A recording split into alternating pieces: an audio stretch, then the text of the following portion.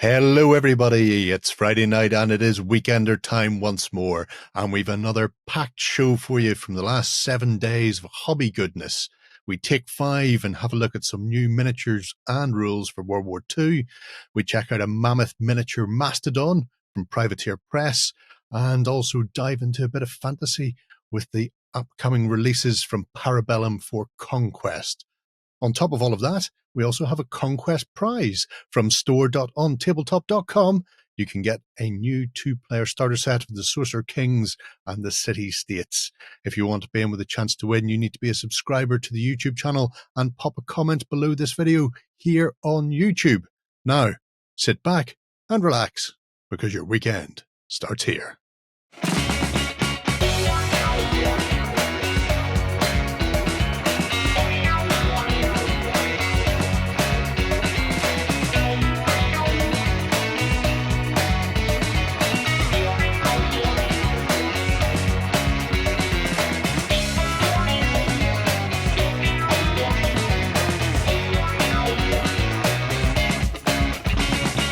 Hello everybody and welcome to the Weekender.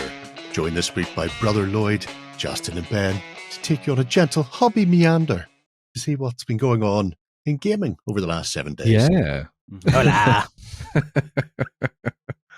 So there's been a ton of stuff coming up, and there's a ton of stuff that's coming right at us in full thrusting fashion. We are midway through spring. What? Midway? I know, it's gone faster than you think, Lloyd. The spring in my fast. spring clean challenge, I think, is busted because it didn't sprung. Your spring has broken.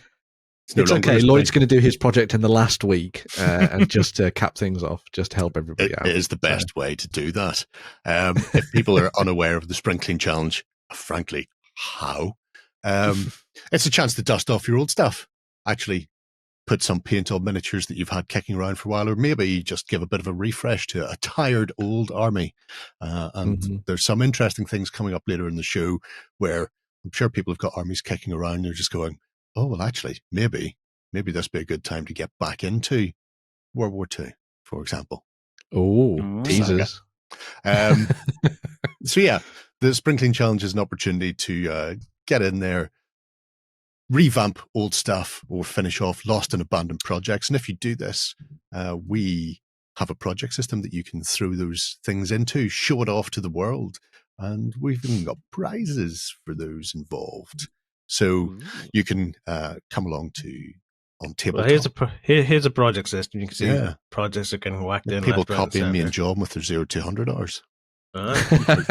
Outrageous. If we hadn't done our Sanders Air, nobody would have gone near that. Oh, no. Jerry, it's not copying. Come on, be fair. It's inspiration. Well, there's a prime example, though, because that was a board that was kicking around the studio for a decade, had been kicked several times, and so it got running repairs, a new paint job, a revamp and a refresh, and all of a sudden it's good to go for a whole new generation of gaming. We've moved away from the steampunk and into France. It was originally built for Volsong. Yeah. So that's the sort of thing you can do if you get involved. And when you do so at the end of spring, when we hit summer and everybody's hitting the beach, we'll be trawling through the project system and seeing what catches our eye, because we've got a whole bunch of prizes, vouchers everywhere. So there's 5 categories that you can dive into as part of this. Each of those categories you can vote for. So if you dive into the community and you can check out all their projects, you can sort of put your votes in, and then combined with our own thoughts at the end of that, we will choose some winners for those different categories. You've got best skill, which is all about the most skilled work, the best painting and the overall finish. Best tutorial, which is the person who shows us in detail steps from start to finish. The best idea, so you don't necessarily have to have finished anything, but if you've got a great idea, that's an awesome one. So perfect for people like Warren who start something. You've also got best junior member. So this is for anybody under the age of 16. They can win themselves a prize. And there's also the newest category, which was added last year as well, called the Breath of Fresh Air, which is where you take pictures of your wonderful creations out in the wonderful world. And now it's nice and sunny here in the UK and hopefully around the world as well. You'll be able to dive in and take some photos and show off your stuff in, natural light, effectively. Look, you're just back from vacation. Did you bring any minis with you? No. Oh. No. I did manage to find a Games Workshop. Oh? But I was looking for a bakery, and it was closed. But my missus was like, thank flippin' for that. Wait, hang on. This is weirdness. So it's a Games Workshop, but it's also a bakery? No, Do they aggressively sell you pastry? No, I was trying to find a baker, and I was walking along, and then I goes, there's a Games Workshop right over there. And it was closed, and I was like, and she's like, it's closed. Oh, well. And I said, but we'll go over and find out when it'll open. Oh, for God's sakes. So just nearly, yeah. So for each of those different categories, as Jerry was saying, there are prizes. So there are 5 winners vouchers and 5 runners-up vouchers for each of those categories. Winners will get themselves a £75 voucher for Whaling Games, and runners-up will get a £25 voucher for Whaling Games. And then from amongst those amazing winners, there is also a grand prize, thanks to the folks at the Army Painter, who are going to be giving away a War Paints Fanatic Mega Paint Set as well. So that could be a wonderful way for you to paint your way through all the projects you buy throughout the rest of this year when we go into the next Sprinkling Challenge. As always, your prize is more work. Yeah, exactly. Yeah. this is SOP. It's the best way to do it. Yeah. Let's face it, it's not like we weren't going to buy more stuff anyway. So very true. Yeah. Just makes it easier. If you're lucky enough to wear stuff. the paints, then you can focus solely on the shiny things. Important stuff in life. Yeah, but then you can feel even worse because now you can't complain that you don't have the right color you need to paint the thing that you're wanting to work on. Feel extra bad. No, as long as you've got those 3 primary colors, you should always have the paint you need. Lazy people, be less lazy. Mix your paints. Mix, damn it, mix. Get a color wheel. You can find them online these days. You don't even need to get one. Anyway, so yes, spring has sprung, and we are looking forward to seeing what people get up to as well. So there's been some fascinating ones already. Quite a lot of Kings of War. Well done, people. I'm not saying that you're definitely being pushed higher up the list, but nothing on the multi-award winning Moonstone so far. Does Jerry like it? +5 points. Yeah, exactly. Like so. Let's face it, it's me who's going to be swimming in the projects looking for stuff. Yeah, very true. Yeah.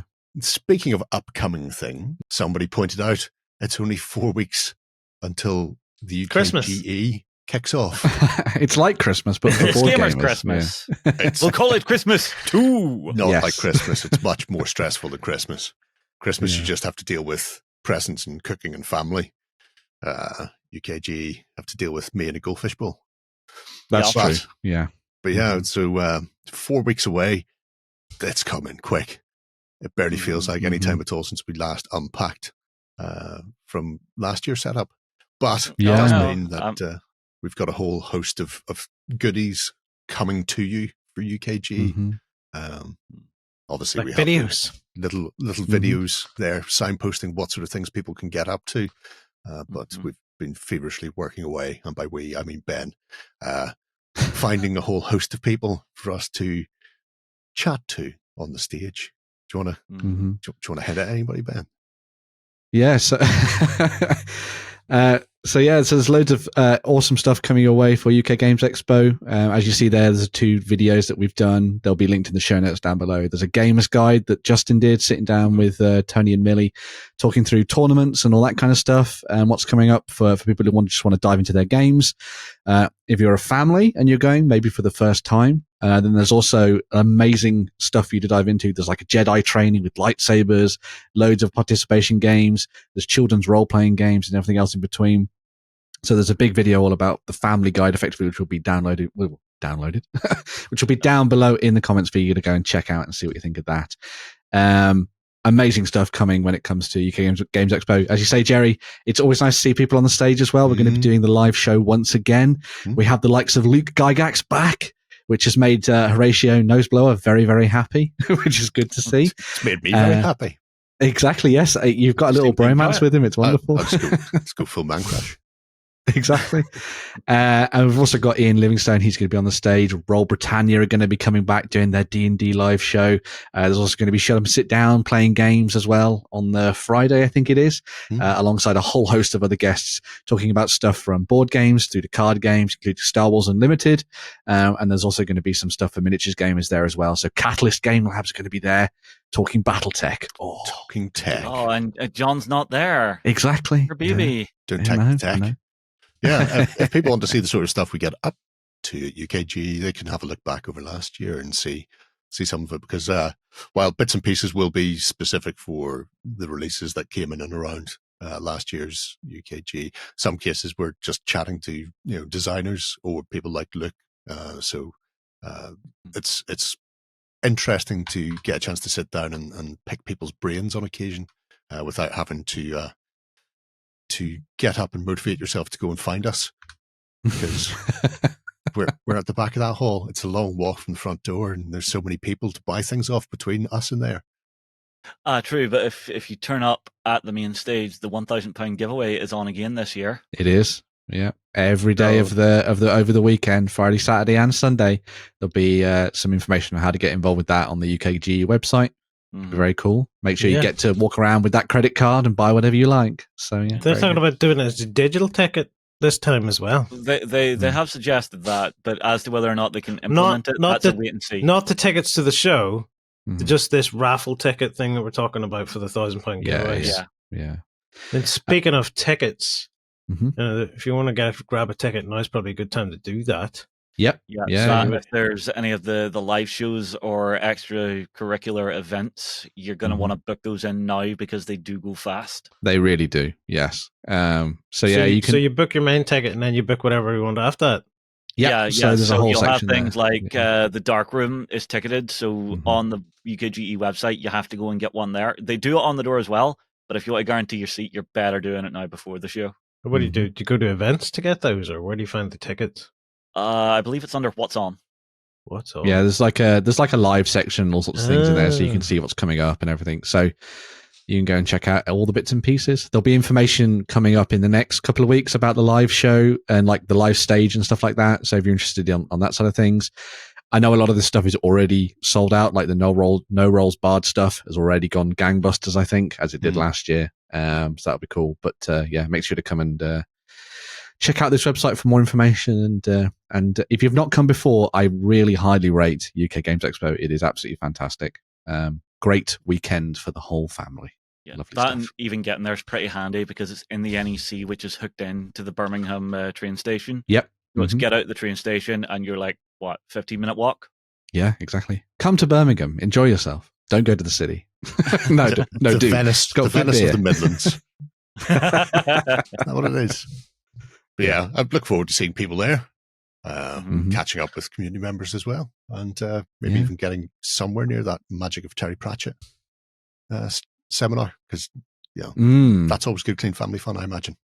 Yeah, there's also 100-player role-playing games on, which I am just baffled by the idea of, so I have to see it to find out exactly. Is it just like Mega Blood on the Clock Tower or something, maybe? Well, there was one they were talking about where they're going to have 100 players doing the Highlander. Oh, wow, okay. And so, obviously, there can be only one, but whoever that one is will win a replica of the Highlander sword. Oh, speaking of winning stuff, let's just have a quick look at what people bought with their stuff, like their £1,000 wins last year. I was surprised last year that no one just went to Workshop and bought a Titan. Look at all the stuff. Someone did go to Workshop. Look at that. Didn't buy a Titan. Yeah. Well, why waste £1,000 on a Titan? Oh, that one got a really good mix of stuff. I feel he's got change. Nobody has anything to say there. I'm looking at that. Is there not a change there? Bought just a little bit of stuff and then said, just give me the rest of the cash. Maybe. Well, no, I'm willing to bet. I'm seeing those dice sets there, which are like semi-precious stones, which were quite expensive. They might have actually been quite expensive. Yeah, some of those are like 50, 60 quid a pop. Not pictured here, a down payment on a table. To a Geek and Son table, Geek and Son, good shout. Right. Anyway, 4 weeks away, we will see you at UKGE, and we'll be having a lot of fun. Come tap. Not terrified at all. It's fine. Yeah. Let me know what you think. Hand me in a Guinness, please. I need to stay hydrated. You can come up to me and get me to take a picture of Ben and Jerry, and then just like not be in the picture again, whoever that was. Thank you for that. Cheers, Ewok. Come on, everyone has their favorites. So you remember the time someone there's favorites, and someone handing you their camera and say, "Take a photo of me with these two." Yeah, that's the favorites. I mean, awesome hang on. legends. Do you not remember the year I was doing the intro to the show and someone snuck up behind me, went for a lick, and I was like, "What's that?" And it was just like the Velcro of the beards meeting for a kiss. If anybody tries it this year, I'm going to flip the camera and just do a selfie. Oh yeah, no, I've got you. Tick, tick, tick. There you go. But I'm going, yay, I got my foot up. Oh, it's Lloyd. That's it. It's all the Lloyds all the time. Right. Yeah. Anyway, enough of the updates. It's time to kick into the show proper. And as always, we start off with the most important thing in my life, the Indie of the Week. Ooh. And this week, it's a little bit World War II for no reason at all. And it's Mardav. Mardav. Delete as applicable. Well, let's see. What do you think? Mardav? Yeah. I'm going with Mardav. Mardav. Mardav. No. This is Mardav. This is a World War II exclusively sort of range.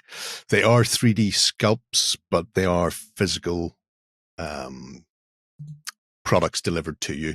I know there is a thing that says STL files there. It contains a handful of the British and nothing else. So mostly if you're in here, you're in for the actual physical stuff. And there is some outstandingly good things. I wouldn't bother with the British STLs because you're going to see them just in quickly. The army anyway, whenever we go through them. Get yourself a little dingo. Oh, never mind all that then. Where do you want to go? British? So yeah, we'll start with the main players that you would expect to see. There are an awful lot of stuff for the British, from the expected Churchills, Cromwells, and the like, to the very much unexpected and profitable armored cars. So the likes of the Daimler Dingo, the Daimler 2, the little Otter scout car is there as well, for which I'm forever grateful. Yeah, the Rolls Royce one is a little bit A-team.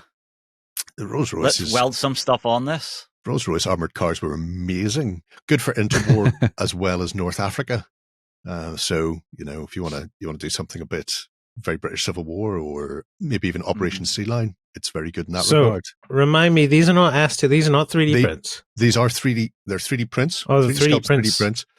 The nice thing about this site, the way Mardav has got it broken down, is underneath the product, for want of a better word, he explains options what they're produced in. So for some things that might go, this is a terrain piece, it's being done as an FDM print.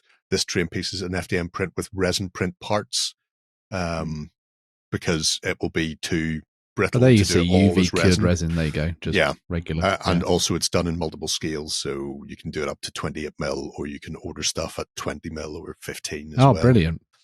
So leaning into the fact that they are 3D sculpts, you can then tailor it towards the game you're playing and the scale of stuff you're doing it at.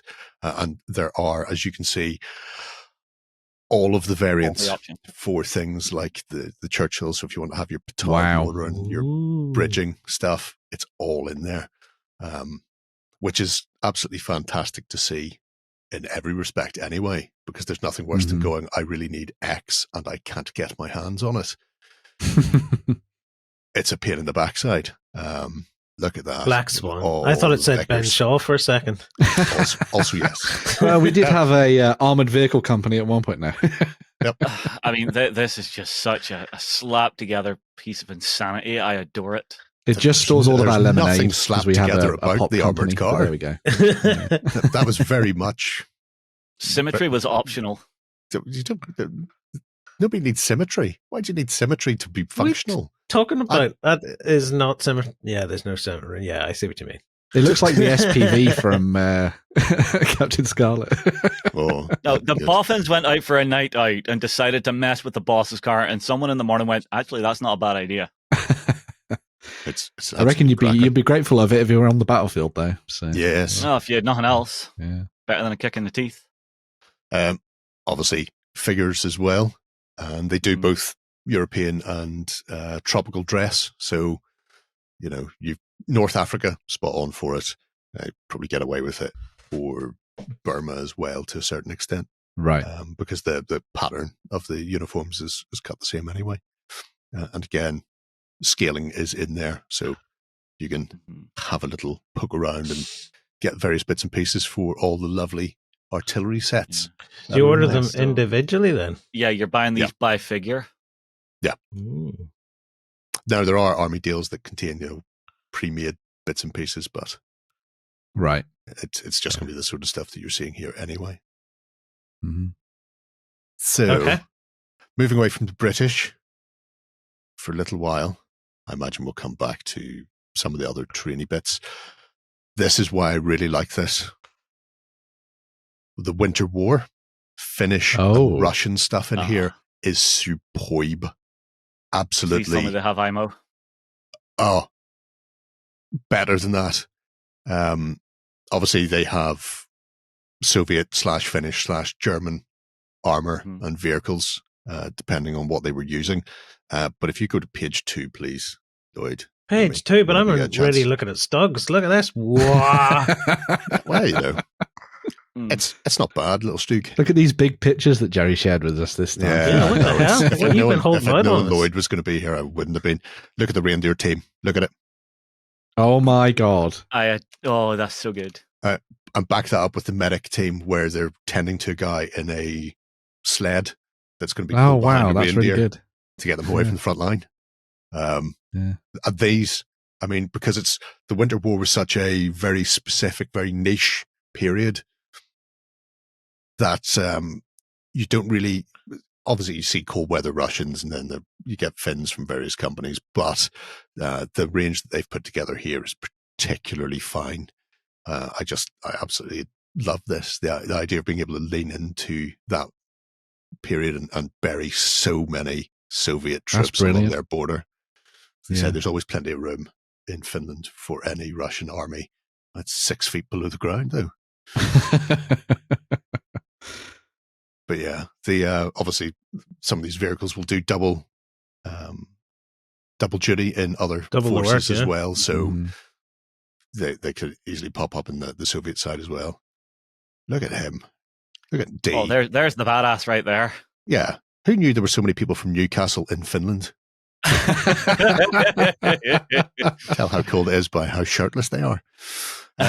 So, yeah. He's going to kill you with his nipples. They're going to be so sharp. You see, they're trying to break in somewhere and they need to cut a bit of glass. Yes. it's all good. Big heavy howitzers as well. So, yeah, a small but comprehensive and really beautiful range put together for the Finns is really nice. That's super cool. Yeah.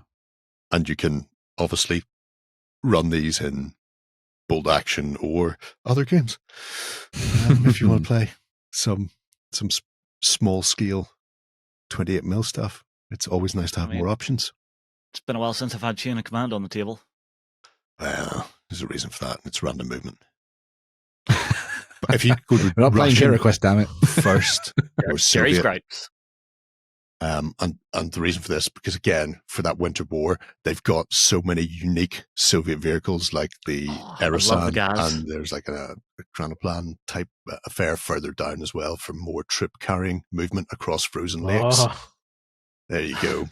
These some sort of things like this. Wacky. And even if you don't have rules for it in the game you're playing, you just go, well, here's the rules for trucks. I'll just replace those and just use it as a more bespoke proxy for a lorry for your lorried units or whatever. Or you might come up with specific rules for it for jetting across. Didn't like 6 of these try to kill James Bond one time? Yes. Just imagining that. I love the lunacy of the Falklands from this time period. It looks like something that would be in a Top Gear caravan upgrade episode. Yeah. Yeah, without a doubt.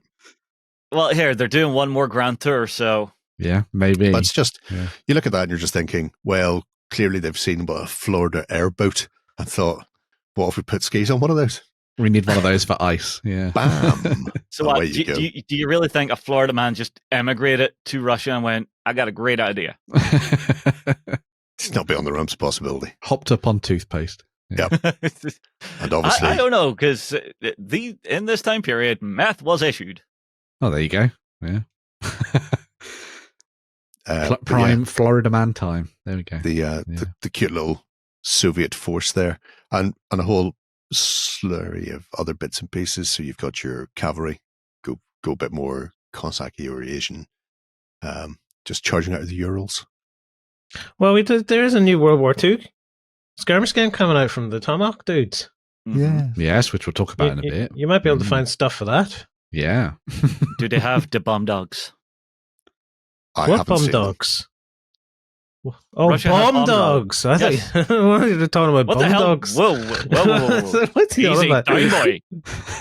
No, quite literally down boy. Shocking. For every one you deploy, you lose one of your own tanks. I got a Japanese. Yes. Yeah. Japanese is relatively small as far as bits and pieces go.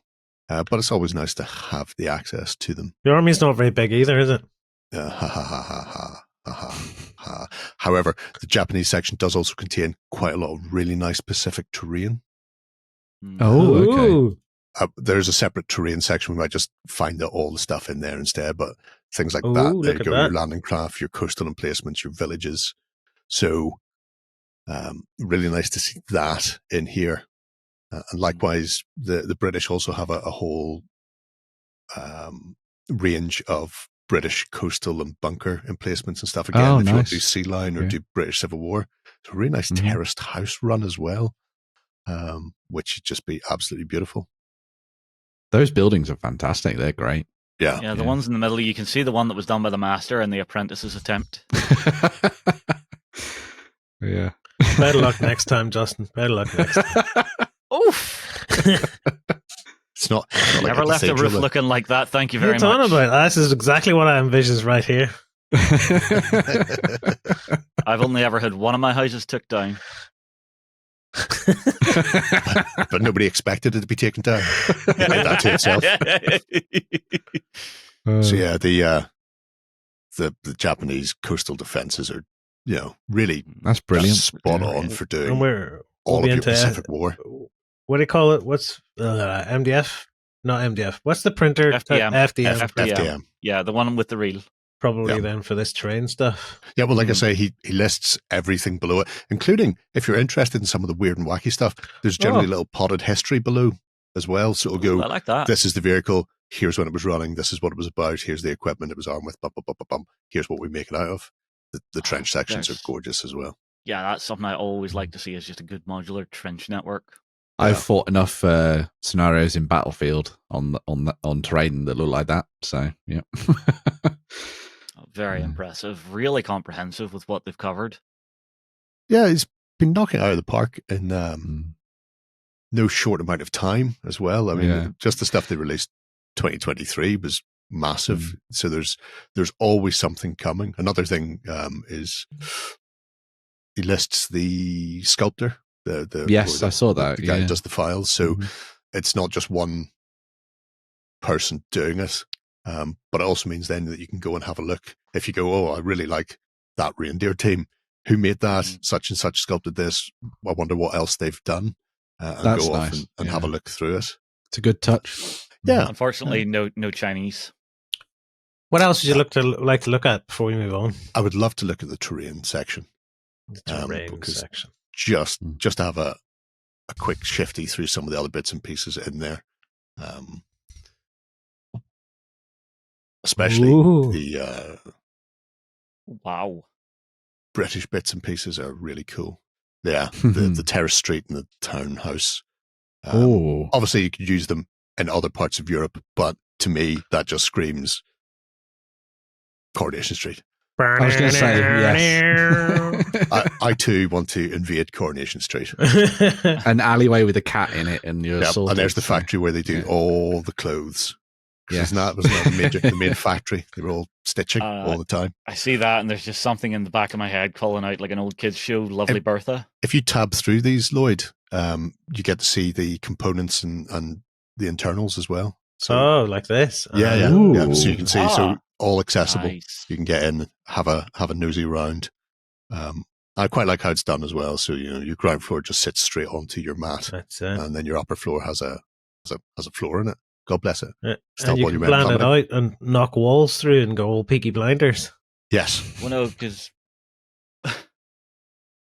Well, it's all modular They keep as well. knocking one house into another house and then into another. They had big long houses. Yeah. oh yeah, no, I remember the show.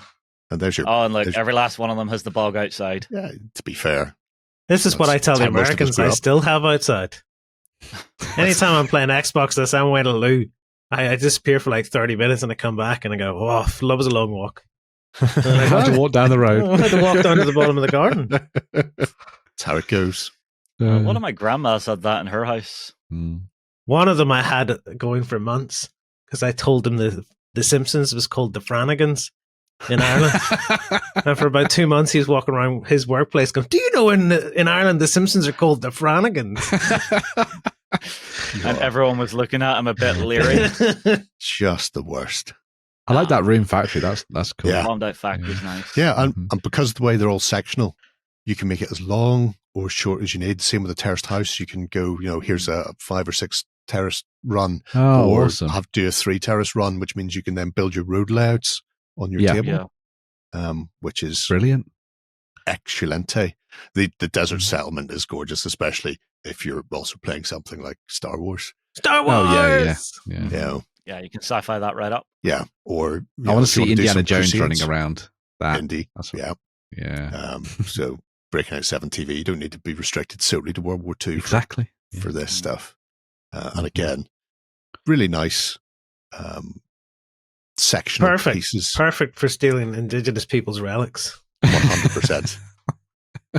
It belongs in a museum. What about our museum? No. No. It sounds hauntingly it's called familiar. Liberation of History.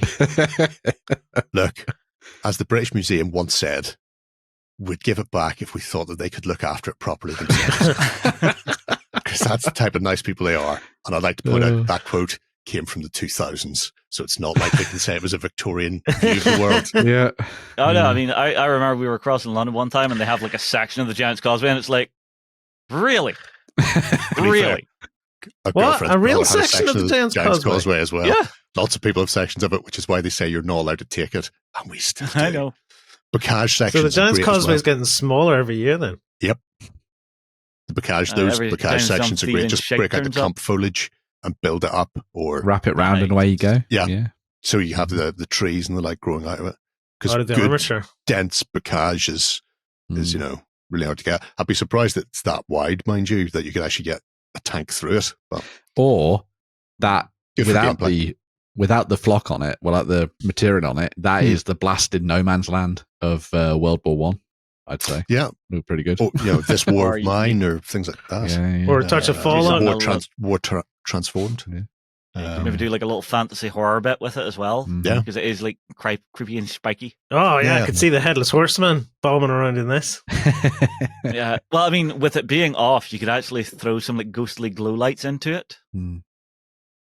I'm always a fan of people who do like roads and rivers and stuff. I think that's really great. Oh, and a sectioned hill. Oh, what have we got here? It's just like how old school is that? I love it. This looks like an Irish mound with a doorway in. Yeah, Barrow. Don't go in there. The fairies will take you. So. I don't go near any fairy trees. You just need to put a tree on top. Yeah. But we have a fairy tree in my hometown that's killed many people. Well, they should have known better. Yeah, don't go cutting those down. You'll die. But yeah, the range that they've got in here for not just the armies themselves, but then the specific pieces, livestock. Haven't seen any sheep there, Lloyd, have you? No, we skipped the livestock. Bad memories. If you can find the V1. There's a V1 Doodlebug launcher, which is great. There you go. Nice. And this shows again the way he's put things together. So the V1 itself is resin, but then the rest of the piece is FDM because it's got more durability. But then you've got the detail for the V1. It looks so surprisingly Thunderbirdsy. Yes. Oh, it's terrific. And would make The a trees go fantastic down the other scenario side. piece as well. Yeah. You know, you're dropping in your Airborne to go and deal with Yeah, a yeah. V1 rocket site, or your 0 to 100 hours. Your commandos are trying to raid to knock these things out. Perfect. Yeah. Nice. Just so much. Oh, so I just much want to idea attach a couple play of with. strings to this now and a little rocket and go. You couldn't see the strings, Lloyd. You could. You could see strings all the time. You couldn't. And Jerry Anderson was very annoyed if people said that. What you need to do is you need to do like a little stop motion thing where your soldiers run up to it and they find a control panel, and then you switch the camera to 2 real hands coming in. Yeah. With the with plastic cuffs. yes. Have like that, so it looked really odd coming in there. Uh-huh. Why don't people do that more often?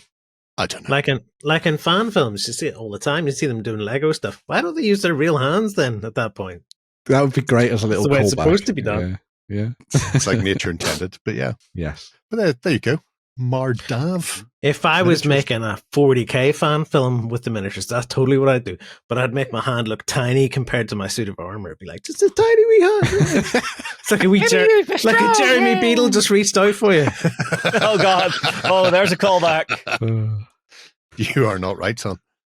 Anyway, so if you fancy some World War II bits and pieces, you can check out Mardav. We are going to take a little switch, and when we come back, we'll get into the news. Coming to you from the center of Northwestern Europe. Covering board games, war games, card games, and all that you love. It's the news. Okay, then it's time for the news, and as we've already hinted at, some interesting World War II news coming from Studio Tomahawk, Ben. Yeah. So Studio Tomahawk, who a lot of people will know, are famous for the likes of Saga and Congo and Muskets and Tomahawks and everything else like that. They have announced that they're going to be releasing a new game in June, so not that far away.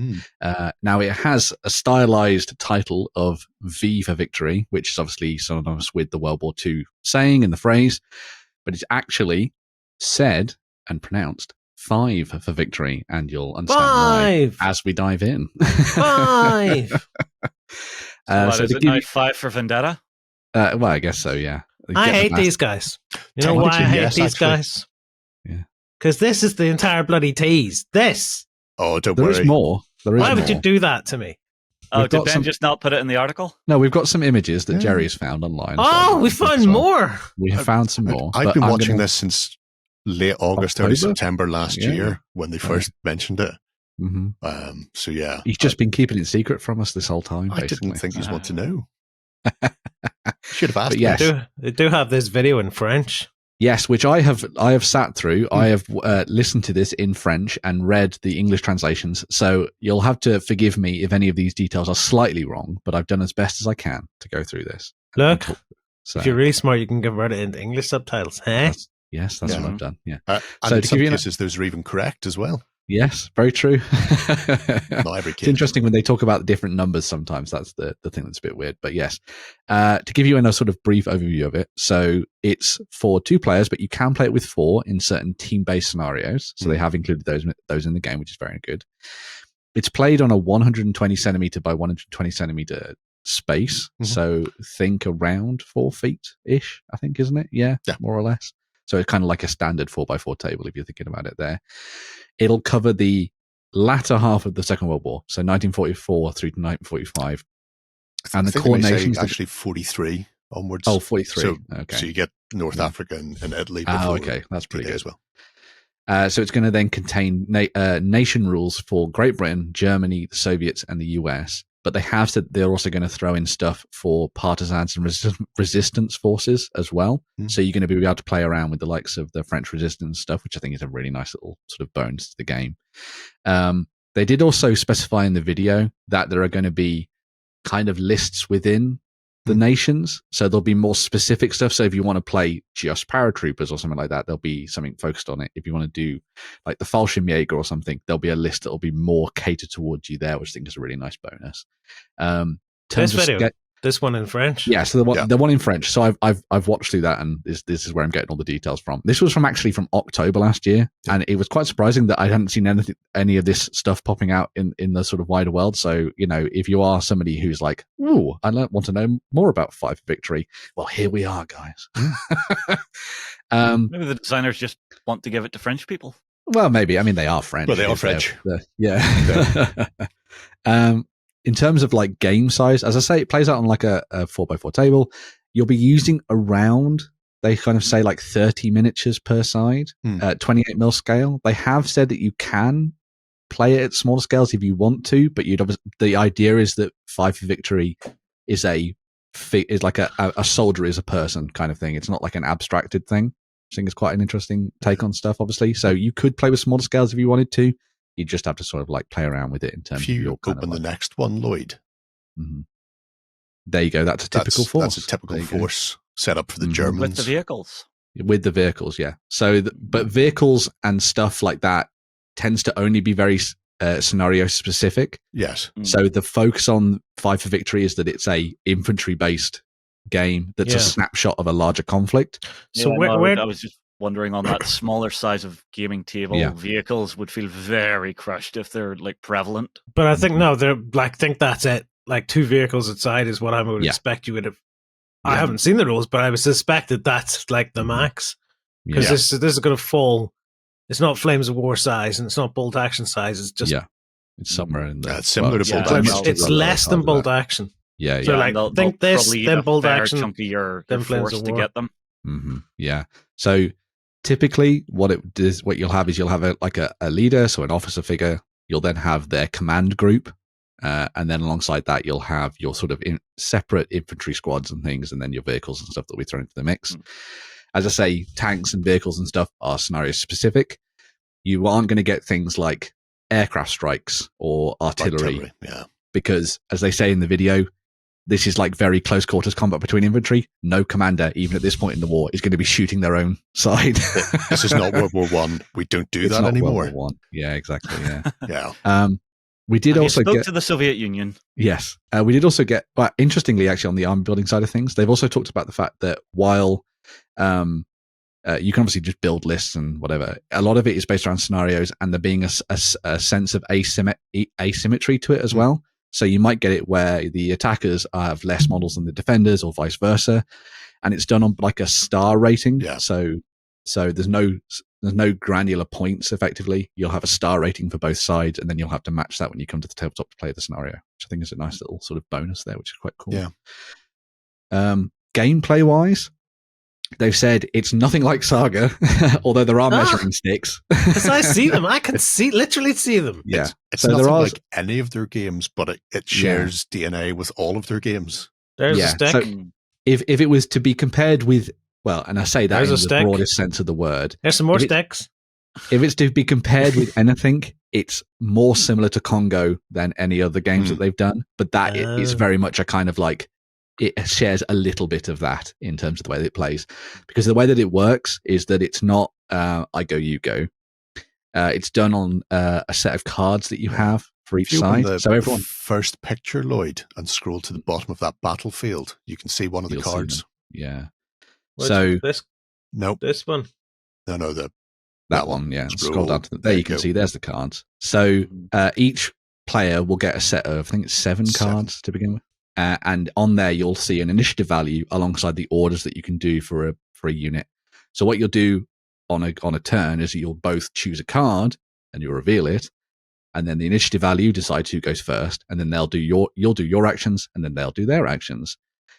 They have also put in some stuff for reaction-based abilities as well. So if a unit hasn't activated that turn, they can sort of do sort of like Overwatch and that kind of thing, and they can react to movement and shooting and all that kind of thing. And the whole premise of the game is that they really wanted to try and nail down that tactical decision making in the moment. So it's all about covering squads as they move forward, watching lanes of fire. There's also a really nice thing that they throw into the game where it's not necessarily about just the destruction of units. So you're not going to be just blasting models off the table all the time. There's a real focus on morale, and that being the thing that basically gets you out of the fight effectively. So it's all about suppressive fire and all that kind of thing, as opposed to just sort of like blowing people up or setting them alight with flamethrowers and things. Although, of course, you can do that, of course. I do like how they've done it's all sounded like a really cool game system, actually. Yeah, so, because they've lent into the thing that is a big bugbear for me, which is units standing, waiting to be activated, and somebody walking right up and shooting them in the face. Unless you happen to be, so for example, bolt action, you have ambush, but that means you have to draw a dice for your side, find a unit, put them on ambush in advance, and then leave them there, which in and of itself is restrictive. In Five for Victory, they've worked on the principle that everybody is already in an ambush / Overwatch situation until they've been told to go and do something else and haven't enough actions left for the rest of the turn. Yeah. Currently, it's like that in bolt action. Have they said anything about third? Sort of, how much tweaking are they doing in third? Is it just a tidy up, or are they literally going in and going, hold on, let's just change how this bit works and that bit tidy works? up, and then some tweaks for list building, apparently. Yeah. Hopefully that will remove the spam lists that weren't feasible. Because one of the things the guys at Studio Tomahawk were saying was that the lists for the various nations and their orders of battle are trying to be as accurate as possible to the actual. They're trying to find as close to a simulation where it's still playable, that you can pick it up very quickly and not have to worry about the minutiae. So even things like that German force we saw, a full squad is not the standard, because rarely were full squads and platoons ever put out after the initial invasion, and the people would take casualties. So you start with a sub paper strength unit, and then you can buy additional in there for whatever reason. You might want to go, well, I'm not going to have a full 12-man squad. I'm going to have a 7-man squad that can split into 2 fire teams, but you have the potential to push them up to max if you've got the points to spend. I say points, the nebulous star system. The stars, exactly how that's going to go yet. But I have high hopes for this, because it seems like they're ticking an awful lot of boxes at the moment. And even things like the vehicles, they haven't explained how the vehicles work yet, but they have said is the SAGA / Congo style sticks, which are the same sizes, they all have a 45-degree angle at the end. So presumably, I have a sneaking suspicion with things like a vehicle, if you use the smaller stick, you might get that 45-degree move at the end of every move. So if you do lots of little ones, you can do a turn. Yeah.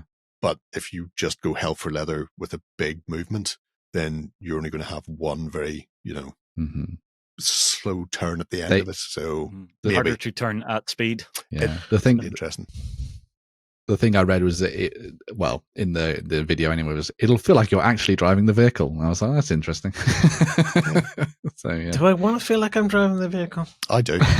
There's nothing I hate more than watching tanks do power slides around a table, because they've got a 90-degree turn or 2 90-degree turns, and they just go, I'm going to go 18 inches and then drift around this blockhouse. How are you doing that? I hate that so much. Words cannot express how much I hate the inaccuracy of vehicles moving on the tabletop. So in terms of this fitting in to the landscape, say in between the biggies, you've got Flames of War and you've got bolt action. Chain of command as well, obviously. Yeah. There's a place for it, is there? Oh yeah, I think so. They're going to find an audience. I think everyone's been crying out for like a proper skirmish level World War II game, and I think they exist out there, but I think it's more in the indie sphere than it is in sort of like the broader sense. Well, it's always the balance you're trying to strike in a World War II game is how much of it do you want to be simulation versus gameplay? Oh, a lot. Yeah. And I don't think anything has struck the exact right balance. Yeah. But the thing is, they have an audience out there who could immediately just go in and buy it. I mean, there is a big bolt action player base. There's Chain of Command and whatnot. There's loads of people out there with World War II stuff who can literally loads of people who make 28. I'll buy that book, well. which is why it is just the book. They're not making miniatures. No, cards. And even things like cards, I think, are going to be interesting, because that card that we've seen with the 3 symbols on it, I've also seen cards with 2 symbols. Yes. And you've only got 2 actions per unit. So you take one action, take another action. So when you've got a card in your hand that has move and fight or fight and rally or something like that, then you're making the decision which card you're going to play on which unit. And you might not use all of the you won't use all of the actions on that card, from what I can tell. So you're just going, well, this one is a good one for them because I want them to move twice. You've choices to make, and I always like choices in games. There's some nice stuff in there that is very similar to things like Saga and stuff, like, you know, how the Warlord and Saga can activate multiple units around them. I knew there'd be something in there. You can give a command card to an officer, and then they can command the units that are nearby. So there's a real, again, that sense of movement and positioning and making sure your officers are just not off on their own in a house or something. Yeah, I like the size of the game. Ordering from the back. Yes, I like the size of the game because you only need the 4x4, and then you don't need two massive armies to play it. So I mean, you can get all this in a backpack and be that bloke down at the game club going, "Let me introduce you to historical gaming." Yeah. Here, young lad playing 40k, come and try this. And I get really disappointed the next week when he's back playing 40k. We haven't even mentioned the power of history compels you. just keep slapping them. We haven't even mentioned the reason it's called 5 for victory, have we? So of course, the actual dice mechanic. Yeah. The game uses a fixed value of 5+ is a success. However, the dice can change. So we don't know whether that is a standard set because it's D6, D8, D10. Yeah. So we don't know whether maybe dice shifting up and down depending on modifiers, or if the quality of the troops troop maybe may decide the die. So maybe a veteran unit gets D10, whereas a Dunger unit gets D6, and so they're less likely to do the mission on any given occasion. I'm fascinated to see how that's woven into things as well. Yeah. Everything that they talked about when it came to the game just seemed like it was sort of nailing a lot of stuff that I was like, this is what I like for World War II. This is what I want for World War II, and all that stuff. Here's your dice pool down here. Are you going to like that, Jay? Because I don't know if you like. Well, it's not a D20, so it's not going to have. It's not D20. It's not massively swingy. that is key. As long as we can stay away from the balls of D20. Your probability spiking. I've played dice-based games like this before, where you shift dice up and down, and I like it. It's a very simple approach, which is why I think they're saying there's a lot of detail and realism as far as simulation goes in the game, but it doesn't take a lot to learn it, because if all you're having to do is worry about a fixed value and then what dice you're going to roll, it cuts out a lot of the X, Y, and Z. About. Yeah. I like it because it looks like the size of game that I'm after. Paint a couple of tanks, 30 dudes, and rock on with it. Yeah, and that's effectively a box set from pretty much any manufacturer. Yeah, because we have, like, Wargames Atlantic, for example. If we bring them up, they would be a good example of box sets. Yeah, I mean, they do. They do Panzerlehr, they do the British Expeditionary Force, although obviously that's too early, but, That, or even the indie we saw, would be perfect for this, because there's such variation. Well, let's have a quick look at these. So, like, all the box sets from Warlord Games is bolt action range as well. Fantastic for it. So yeah. What have we got here? We got what would Partisans, perfect for the partisan lists. Where? Yeah. Yes, very top, right there, first link.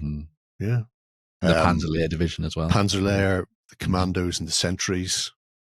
Especially with the more specific internal lists to each of the nations that they're going to be doing. So if you are going to be like, I want to run commandos, I want to and then do that kind of thing. I mean, once you are Titans in this game, or have they been kicked out by this stage? Not in it yet. However, they did say there are going to be other books, so I would imagine we will see in the same way Saga, for example, has the universe books like Age of Hannibal and things like that. I would imagine we'll see like a 5 for Victory North Africa, which will introduce Africa Corps and Indians and Italians and that, things like that, where they can just go, here's a specific theater, here's the forces that were in that theater, and then here's sub lists within those to tailor them to actual, because they're keen on them. Can drill more down into them. Keen on them being orders of battle that were fielded and not 15 Bren gun carriers as a spam list. I think one of the most important things about this is that it gives an interesting staging ground for people who want to dive into World War II wargaming and explore the breadth of it. Yeah. because they can dive in with 5 for victory. They can play those skirmish level games at that lower level. Then, because your armies are all 28 mil and they're all the same because it's history, you can then buy bolt action and play bolt action and have fun with that. Or you can play chain of command and try different systems.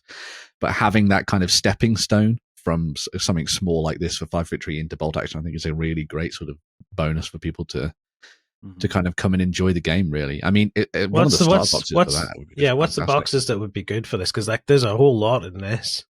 I mean, if you're just starting, then grabbing something like the Band of Brothers starter set, where you've got 2 factions, 2 nation in there, that will give you enough to get you and a friend playing. Yeah, would this work? Yeah. Or if you grab the Pegasus Bridge one that was just a little further up there. I'm just looking at this because it's got some men and I've got a couple of vehicles. I mean, at that point, it's possibly even bigger than you need. But if you click on, does it give you the list? Where am I? I don't know where you are anymore. Yeah, I'm back on. Oh, you want me to look at a list? No, well, I want to see what's in the. There you go. Oh, it doesn't help us out. Yeah. But if you look at the Pegasus Bridge one, well, here. What about this? Here we go. Look. Starter army, 104 quid. Yeah, that would probably be everything you need. There you go. Support weapons, most of your troops, you just need an officer or something. Puma, please God, not a Puma. I'm so happy not to see a single Puma in any of the pictures that Studio Tomahawk have put out so far. Yeah. They're more prevalent than the tigers, apparently. Running away from all your shooting. God. But yeah.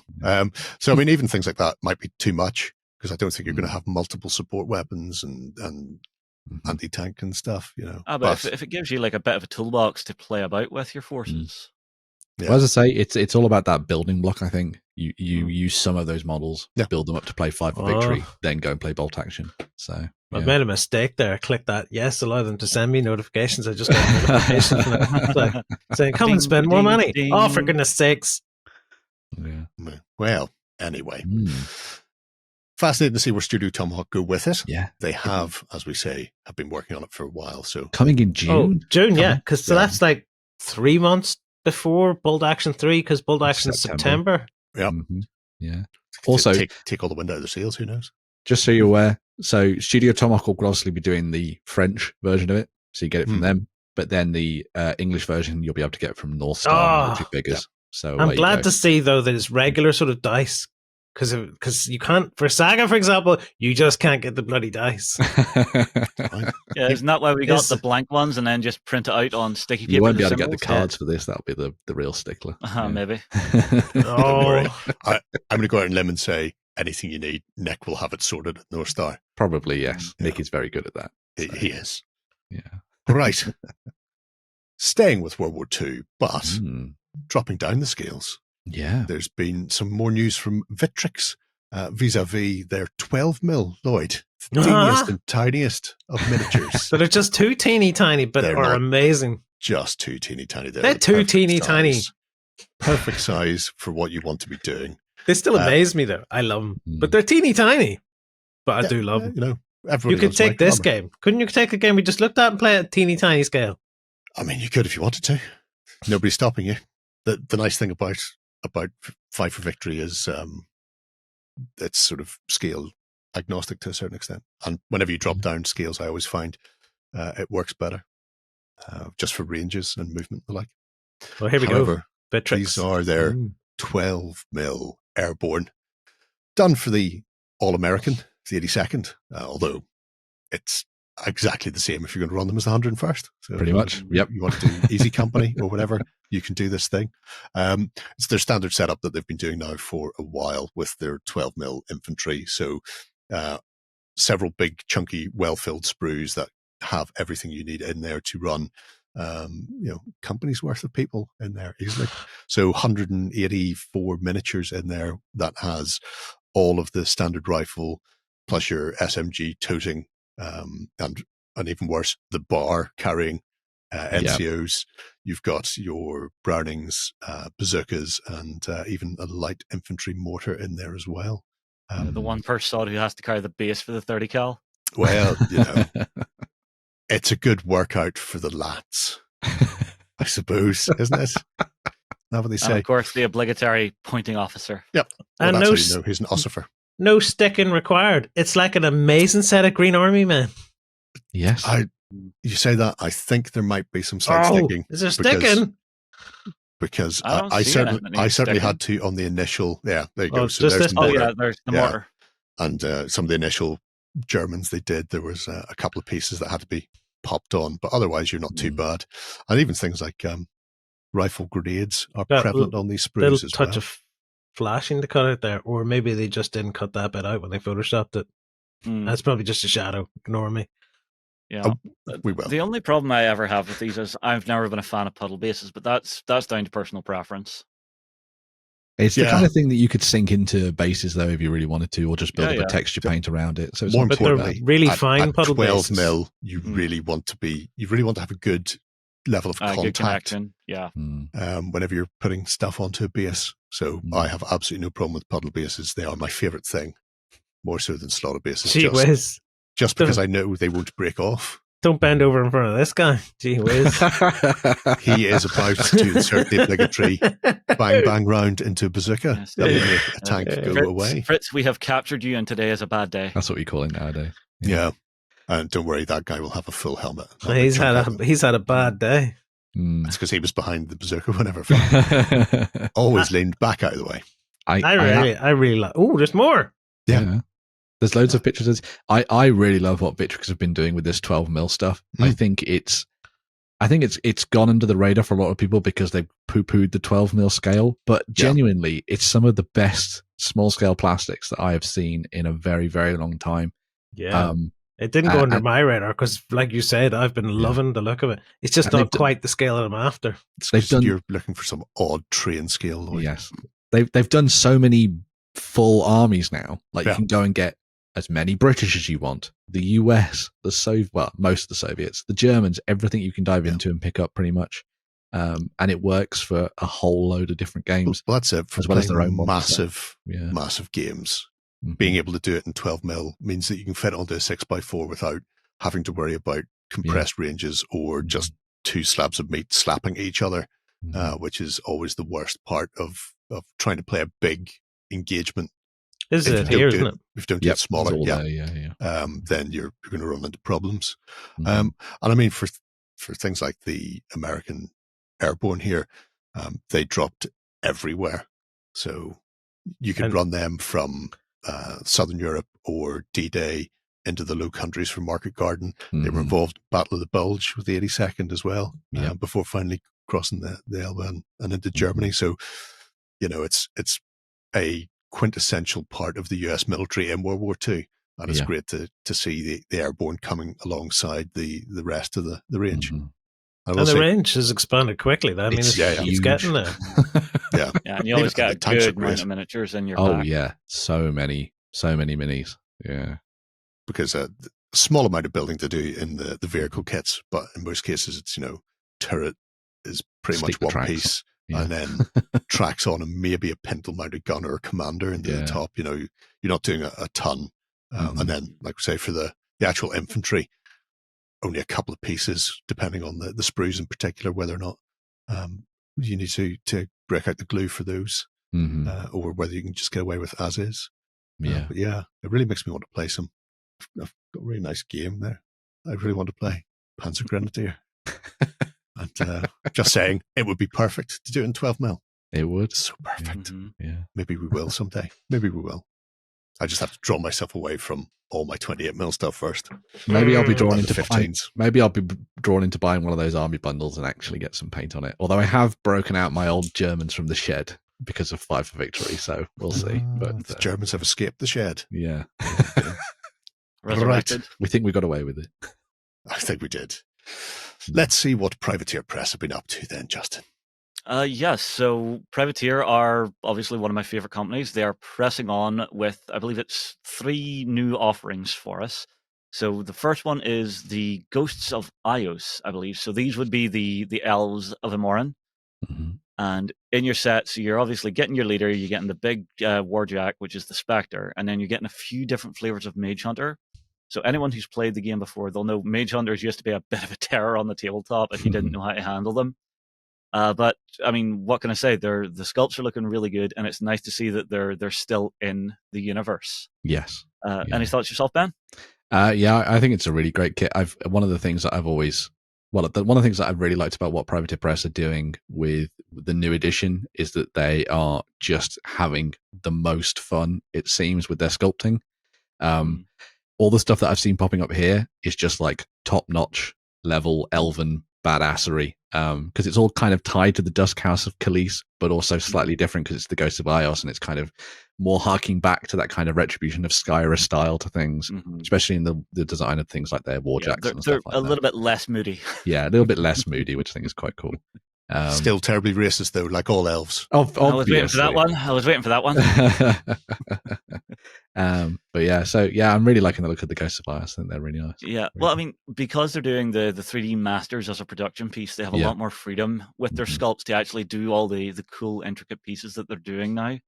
Yeah, and you even see it in the next set. So before you move on, remind me, what way are they delivering miniatures now? So it's a 3D printed master. So every miniature you buy from them is a full, like, high resolution 3D print that they're using 3D printers for full production. It's why the price. So I'm getting a 3D printed resin miniature. Yes. If I buy this stuff. Yes. Okay. And the idea is that, and whenever the first ones were coming out, people were like, "Oh, I can see the lines and stuff," but we've seen some of the actual final production runs now, and they're absolutely flawless. Do they say what kind of resin it is? Is it a flexi resin or? I don't know. Not flexi resin. It's the more or less the 3D printed resins that you have in the studio. I looked at the Shard Flame a little while ago, and it is not super brittle, but it is as brittle as 3D prints get, which is always a worry in some cases. So, yeah, the level of detail on them is great. The robustness. It's a 3D print. You pay your money, takes your chances. Depends how cack-handed you are with stuff. Be careful where you roll your dice on the table. Yeah. That used to be the problem with warjacks because they were all made of metal. As soon as you dropped them, they fell apart. Yeah, but metal, you can at least bend it back into shape. Sometimes with 3D prints, if you break it and shatter it, the actual breakpoint is so smooth, getting it to reconnect and rebond can be a bit of an issue. Yeah, break out the sandpaper if that happens. Yes, very true. Give it a scuffing, send it on its way. If you've been buying the minis, let us know about it in the comments.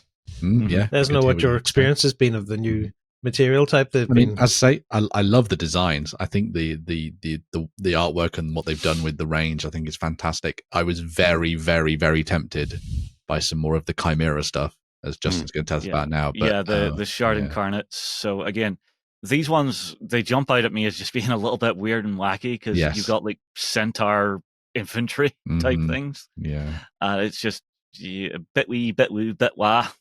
But I'm sure someone out there is going to enjoy the designs. I also love the fact that the paint jobs, there's a lot more like glow effects and stuff and non-metallic metals going on, which really just make the miniatures pop now. Yeah. It's one of those, I think this is one of those ranges and one of those sets that is a real advert for kind of what they've been doing with the range currently. It kind of blends that like techno fantasy vibe a little bit more into things. And you've got that really nice magical mechanica. Yes. And you've got that really nice kind of mix between sort of like the organic and the synthetic at the same time. And anything that includes so many dragons, I think is just fantastic. So it's very Del Toro-esque, those dragons. It is, yes.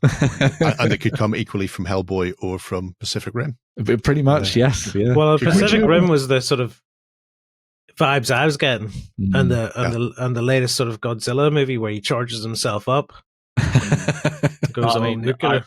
I'm not going to lie, I am happy to see Kedar getting a new Colossal. Oh, this is cool. The Mastodon. Yeah. So, again, how many guns can we put on it? The answer is yes. It's the only way to describe this. That is the Kedar. Yeah. Well, it's got that classic Kedar design. It's big, it's hunky, it's chunky, it's armor plates everywhere, and it's guns as far as the eye can see. Part of me was thinking, is this the next iteration of Butcher, where he's gone from like small to medium to like massive? that was always the joke we made because it was Butcher was a guy who kept getting bigger, but it was Karchev the Terrible that we always thought would become a Colossal at some point. Just that tiny, angry, screaming man face in the middle of a gigantic robot. But no, it looks really cool, and I'm really curious to see how Colossus are going to fit into the game now with the way they've changed up the rules for the current edition. Yeah, should be very cool. That, and will they magnetize the hell out of it, like they did with the Warjacks? I believe that is the case. It's all magnetized kit still for them. So yeah, very nice. So you can really get some variation in there. That makes me happy. When you say the magnetized kits, are they building in holes for you to drop little tiny holes? Yeah. Already So they're actually selling magnet kits for each of the jack kits, because the way it is now, Lloyd, whenever you come to the table, you can actually do a bit of last minute customizing when you see what your opponent has. So having it magnetized means very quickly you're not having to pull out new minis. It's just pop off an arm, pop off a head, and then you've got your new version of Warjack that's more tailored towards your opponent. You can chase the meta at the moment of playing the start of your game. So I like that idea, because it means you can actually just retune yourself. Because, right, how many times have you came to a table and you don't have the right thing to deal with what your mate has? Yeah. every time. That's because Lloyd doesn't paint any of his miniatures, so that's why. If you build balanced lists, you wouldn't have to worry about this. Yep, It's people min-maxing. Yeah. They're the ones who run into problems. I didn't Well, expect that was always the thing for things. Warmachine and Hordes. It was just such a tournament built game. It was just designed specifically. Everything was broken, so nothing was. Filth. But Absolutely. it's a fair point. yeah, very true. Yeah. Well, time will tell. We'll see exactly what they managed to stick out there. With the Mastodon as well, as to whether or not there are many variants coming, or if it's just one massive honking beast of a thing. Speaking of honking beasts, Yeah, we've got a little bit of Game of Thrones news from the guys at Night Models, because they are bringing out a new skirmish version of, the Wars in the Iron Kingdom.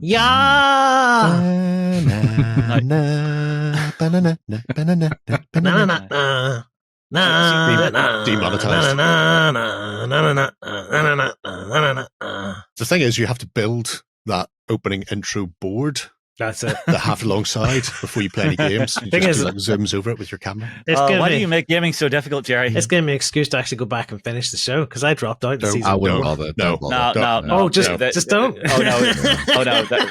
They kind of jumped the shark on that one at the end of it. It's a shame they never got past season 6, isn't it, everyone?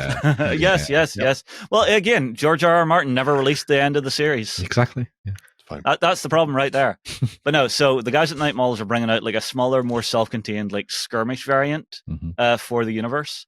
So you're going to be playing like 8 characters aside. That I believe you can expand out with a couple of other packs. In your starter set, it's going to be the House Stark versus House Lannister.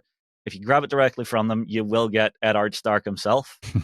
And then it's going to be wars with Bastards. the people up in the north. But yeah, so your main box has everything you need. So from your terrain, your dice, your tokens, your minis, everything. And I think from the look of this, from what I've basically read up on it, it feels like this one's going to play out a lot more like you're playing an episode of the TV show where it's not like one of the big battles, but it's more focused and centered around the actual heroes and people who, you know, are the recognizable Well, yeah, characters. exactly. Unlike what Cool Mini or Not did with their Song of Ice and Fire. People literally, I literally look at this and go, ooh, when you see some of these, how well they captured the likeness.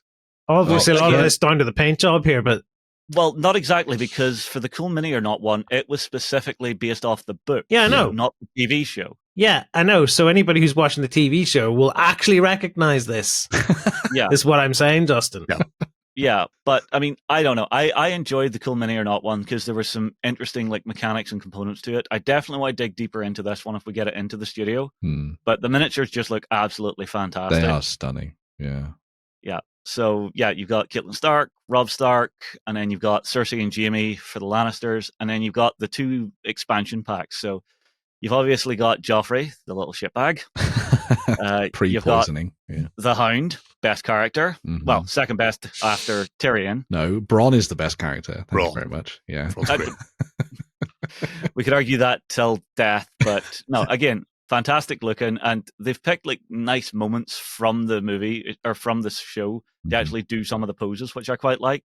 Yeah. So Joffrey with the crossbow, Tyrion looking like a bit downtrodden, like, ah, crap, I I think have he to may be marry up a in court in Stark. that one. Yes. Yeah. Very courtly. Yeah. Yeah. Well, not courtly, on trial, I Well, think yes, he means. Yes. Yeah. But Well, What? It He was is- on trial? Huh? Spoilers. Lloyd, I think you've missed the boat on that So one. there's this thing called the Red Wedding. Oh, right, okay. Yeah, and then obviously we've got Sansa, Arya, Hodor with Bran whenever he's still a kiddo, and then Asha, So you got your which little is band of again looking heroes. really nice. Yeah. And obviously they had to choose the Stark girls when they were a bit older, and for Yeah. some reason keep Bran itty bitty. I don't know why. I don't know why the design choice was made on that. Timey-wimey. Well, wibbly that wobbly. would be from Yeah. like the. It may just be that he looks younger because if he's out with Osha there, that's whenever he went up to find the three-eyed raven. It is. Yeah, So yeah, it's, and while- it's from about the same. Yeah, it was before the 10 Hold the seasons. Door, but the Stark girls are from definitely later in the series. Yeah, because she's got the Valerian dagger there, hasn't she, and stuff. Yeah, and then Sansa is, Lady of Winterfell at this point, Mhm. where she's terrifying. Yeah. So for anyone Well, I interested, wouldn't say terrifying. Aggravating. aggro. Scumbag. Worst character ever. Takes after her mother.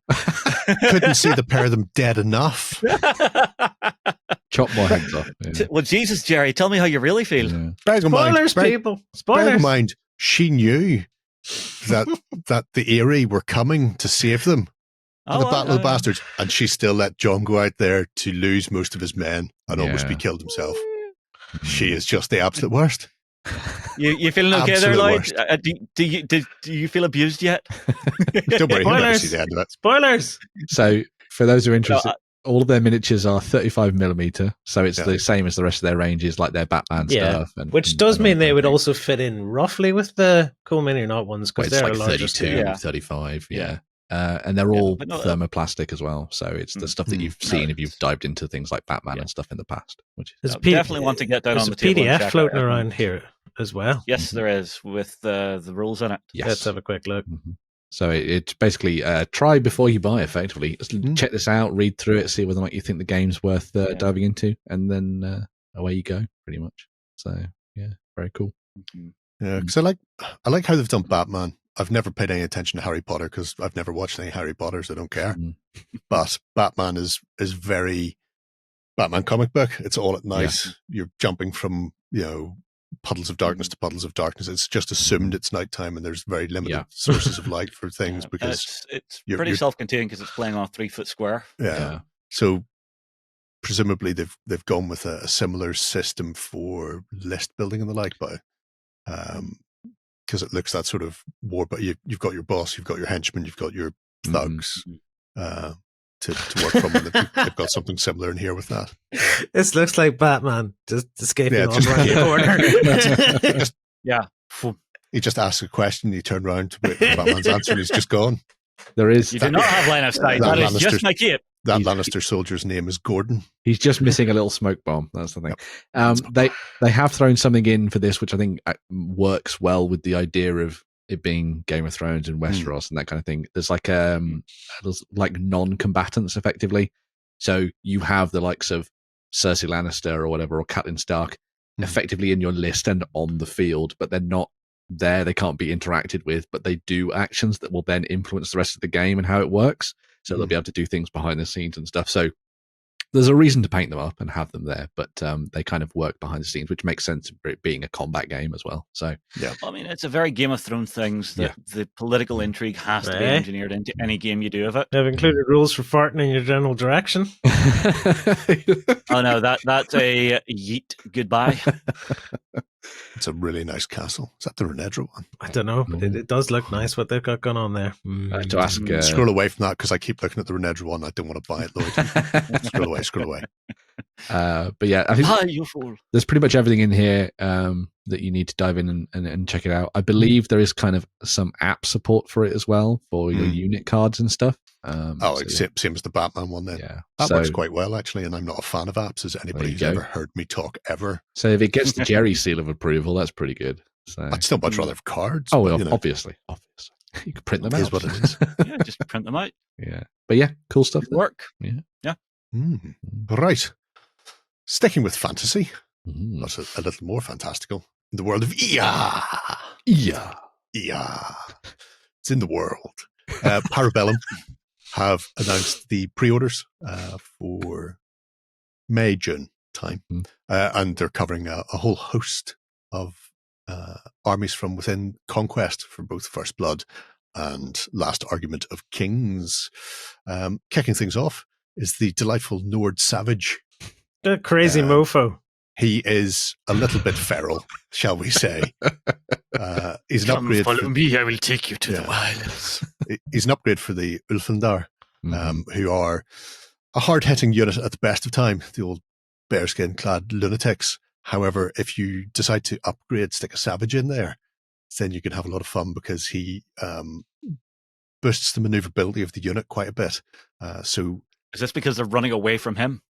No, he's very much leading from the front, and they better keep up. I don't know. He looks like he's threatening to stick his finger in someone. That's why they need to keep up. Otherwise, he'll be back to them because it gives you both an additional march move. If you make 2 march moves with your 2 activations, you get. I'd march twice as someone's trying to stick their finger in me. Oh, no. 3 times. The devil's pitchfork, Lloyd. It's 3 marches. Oh. See, I know Lloyd's not an anime fan, but 1,000 Years of Pain. And also he gives the Ulfundar flank ability as well. So getting maneuverability on the battlefield and getting around or coming in from an unexpected flank, the Ulfundar have a lot of damage output. So generally people will be wanting to pick them off from a distance, plink a lot of damage onto you, which means you either end up having to screen the unit, which pushes them further back in your line, or you just have to accept that you're going to take losses getting there. Putting a Savage in charge means that you can kind of negate those, come on as a reinforcement right into the flank when they're not expecting you, or, like I say, triple march, get right in their face, and then make them make the decision. Ask the question, as they say. Do you want to be absolutely battered by these double axe wielding nut butters, or do you want to go home now? I think you should probably just go home now. Yeah. But that is only the first, and that's one of the artisan resins as well. And their artisan resin stuff is really nice. But apart from the Nords, the Spires are also getting a bit of an upgrade as well, with their exciting and new Desolation drones. So Spires are always up to some sort of alchemical madness at the best of times, it has to be said. And these guys are an interesting unit, toting around some corrosive flaming jazz that they can pump out all over you, which isn't anything that anybody wants to see ever in most cases. No, especially from the Stay away from Spires. that one. Yeah. But it, as a short range unit, they've got a 12-inch range with their chemical fire with Barrage 3, so 36 shots out there, and there's some filthy rules that go along with. So one is torrential fire. So for every 2 successful hits, you get a bonus 3rd hit on your target, which is, excellent. I think we all agree. And then they also have armor piercing with that, so they can really just sort of cut through people like scythe through wheat, I suppose, is the best way to put it. Deadly shots worked in there as well. So alongside those additional sort of hits, then you've got some bonus wounds kicking in. And if your opponent does decide to get right up close and personal with you, they've got lethal demise. So when you do actually hit one of them, the enemy in contact with them take wounds or take hits back. Oh, wow. For each wound suffered. So the idea of getting close and going, I don't want you spraying your hot jazz all over me, is counteracted by, if you get up close and punch them, then they may leak their hot jazz all over you. Exactly. If you punch this one shoot. right in his cheek bags, he just spits stuff all over you. You get exactly what you deserve. So a fascinating unit to add to the Spire's repertoire of bioengineered madness, which is always fun. And not to be outdone, the city-states. City-states have got a dual kit with their chariot, the unpronounceable which I'm just pretty certain was Swedish and not Greek at all. Flogabalon. But it also has the option to be assembled as a Scorpius. So in both cases, the chariot is a nice bit of medium infantry kit. It does do impact hits when you go into combat, which is nice. I don't know if you're going to want to, because they are both very good at firing their fire platforms. Ranged units. Ranged units. Donut around the outside of the flanks and just burn people down. The Flogoboglon, which one. is, I'm pretty sure how it's pronounced, has got a 10-inch range barrage 7 What, from this? attack. And it's lasers. Another alchemical fire attack. So just like the Desolators we've just watched, they also have torrential fire. So for every 2 like a successful Greek hits, far sort of bonus flamethrower third. thing. Exactly like a Greek fire. Yeah. Mm. Funny. I wonder which part's the Flogo, which part's the Bolon. I have no idea. You can't put your logo in your sounds like a Bellum. fart in a bathtub. And then the Scorpios is a It's got a bloody slightly more ranged barrel. It's a gravity fed bolt thrower. Barrage 8, 16-inch range, so you can get a fire out there a bit further. Each successful one that you roll, because you roll low in Conquest, is another bonus hit. So that one can really do some damage if you're fluky on the hits. And again, a nice thing that both chariot variants have is they have fire and advance. Ooh. So after you've done a volley action, and generally you have to sit still for your volleys anyway, although they do have dead shots, so they always count as aimed. So they don't need to make the aim. They can set fire with the bonus and then get a free march action afterwards. So then GTFO. Yeah, which could Very be nice. backing up or could be plowing forward if you've just punched a hole in the lines. Actually It's work like entirely- chariots. That's good. Yeah, I mean, it's a world gone mad when rules actually make Match sense and match up let to things do what they're meant to do. the historical part. Which is why I think, yes, they do have impact hits. You can go into a unit, but really, it's a firing platform. Unless you're just running off the last of a unit that you've already hammered, you probably shouldn't be getting into any combats unless you really need to. Yeah, you're not going to run that into the leg of an abomination. No, well, Or a hill you giant. could, but you'll just piss Can it the off. lions? Can the lions bite people? Well, That's the impact hits, probably. Well, no, the impact hits is from the chariot running over you. yeah, It does have both chariots have 6 base attacks anyway Oh, there you outside of go. their shooting. So yes, the lions can bite and the people on the back can Why are we punch. here? Kill it so we can run away. Unleash your inner hand lion. Yeah. But you're better off sit back, fire like a lunatic. Yeah. Yeah. Pew pew away. Maybe it's more fun that way. Maybe flogabaloy is the sound that the bolt makes when it hits something from the Scorpius. Oh no, because flogabaloy. it's the Greek fire one. So that's Yeah, I probably the know, noise but I of the still bubbling think out of that's the where bellows. they've just got it mixed up. Flogabaloy. Yeah, no. The Flugo Bolon thingy, that's the sound of it pumping out its fire. Just like, Yeah, maybe. No, it would be flugglong. It wouldn't be blub blub blub. All right. It'd be flugglong. All right, That's the whole all point. right. Cannot wait to see what All the right. auto-generated Captain Pedantic. captions are for this part of the video. Right. Anyway, moving away from fantasy, Ben, bring us up to the modern era. Yeah, so an interesting one that I think we'll probably come back to as an indie of the week at some point, because this one looks absolutely fascinating. So this is from a group called Strategies Games Lab. They were on Kickstarter last year with their game, which is called Close Quarter Battle. So it was designed as a modern warfare style game on the tabletop. The sort of subtitle for it was like the sort of war on drugs, the drug war kind of thing. And the whole idea is that you were going to be playing as law enforcement and operatives and things like that who were diving in to try and shut down drug cartels and criminal gangs. What's the game called then? Close Quarter Battle, as I was saying. Okay. So the idea is that Said you a lot dive of in. things, so I got confused. Right.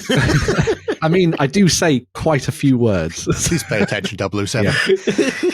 You're kind of paid to make funny word noises on the internet. So they have an original range that came out through Kickstarter, and this is looking at their new stuff that they've recently released to kind of build on that and sort of expand the range. They have a couple of new operative miniatures. So you've got these ones here, as you can see here. So you've got Echo and Foxtrot, and they do come in 3 different poses. So if you are going to be playing the game solo, which you can do, you can actually properly sort of like make it a proper luxurious experience. It'd be like, he's sneaking up so I can use his binoculars. And then when he goes to his pistol, I can switch the model out. Yeah. And then when you go to Cool. touch something, just reach your hand in. Exactly. Yes. Reach your hand in with the plastic cuff. Plastic cuffs.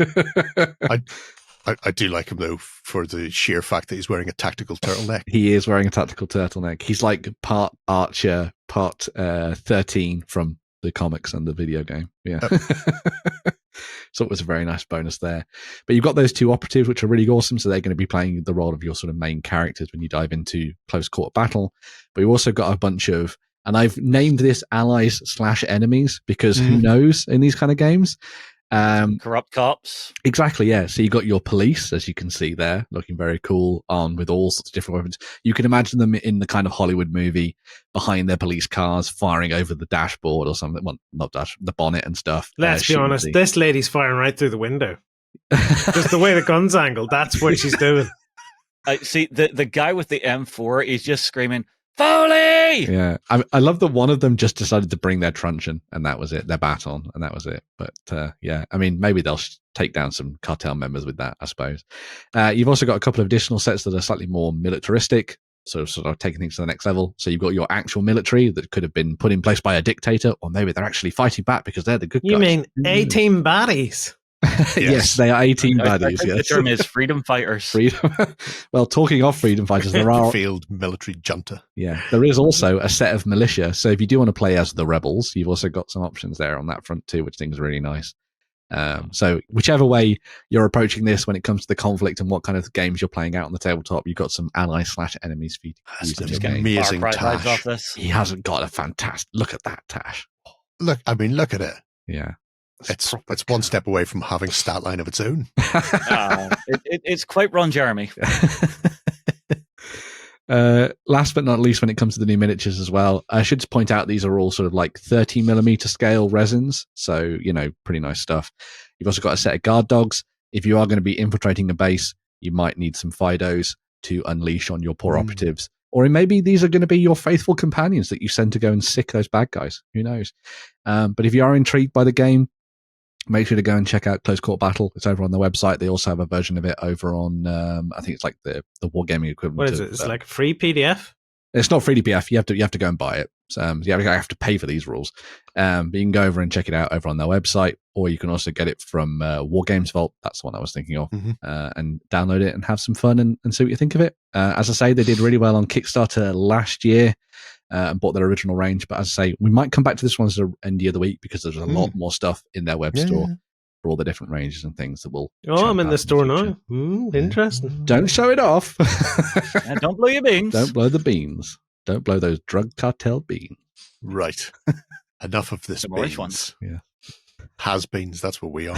Let's have a look at what GW's got lined up for Age of Sigmar then. Yes, so a last little bit of information for this week. This one came from Games Workshop this week in their Warhammer community articles where they're talking about the new edition of Warhammer Age of Sigmar.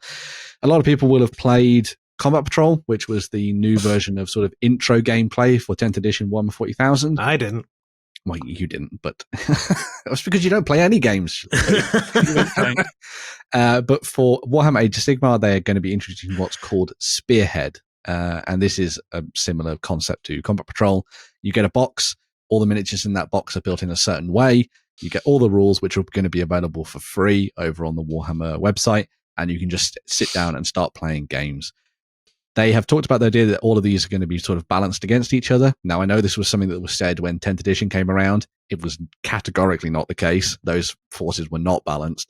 But from what they've been talking about, there is actually a lot more kind of like in their sort of like tick column, their good column for this one going forward. They appear to have run loads of games over lunchtimes and done big leagues and everything within sort of like their internal playtesting group. So I think they're going to be doing some really interesting stuff with this one. There are some additional balancing mechanics that they did talk about. So, for example, one of these is the use of particular battle traits. So in that Stormcast Eternals one that we were just looking at, you get some big models in there. So you get Indrasta and you get the Annihilators, who are just brutal killers. They can't come in until later in the game. So it kind of balances it. So you've got to try and wait out your sort of strategy until they land on the tabletop and do some damage. Now, they land in turn 3. The game is only 4 turns. So you get 2 turns at the end to try and make a big impact with them. And sort of, it kind of feels like it flows with the narrative, which I think is quite a nice thing. So it obviously means the rest of your troops have to try and do as much as they can to stay alive in the interim as you move through the game. They've also done So you're playing the Forlorn Hope. Yeah, they've also done some specific war scrolls and stuff for units that you get in the boxes. So their basic stats will be the same as the main game, so there won't be any relearning to do in that case. So all of their sort of stuff like their move, their health, their save, etc., and mostly their melee weapons will stay the same, apart from a few key abilities. But they have added in certain things that will be specific to war scroll. So in the case of the Magister, if you just go to their war scroll, Lloyd, the spellcaster, normally in Warhammer Age of Sigmar in the new edition, you will have a lore of spells that you pick from, like you would have done in Warhammer Fantasy Battles, and you choose the spell to cast whenever you like, so you're not locked into a particular one, like you were in the last edition. In this case, they've taken one of those spells that is sort of like inherently something that a Magister would do, and they've kind of made that an ability in the game, rather than it being something you have to look up on a huge list of things in the spell tome or whatever. So it's kind of making it easier for people who are diving into the game for the first time. They've also added in a new rule for sort of chaff units. So if you go to the Skaven War Scroll, Lloyd, there's a little, in the top right-hand corner, you'll see that little tiny sort of like red banner. Recycle. Yeah, that the recycling symbol, that represents reinforcements in the game.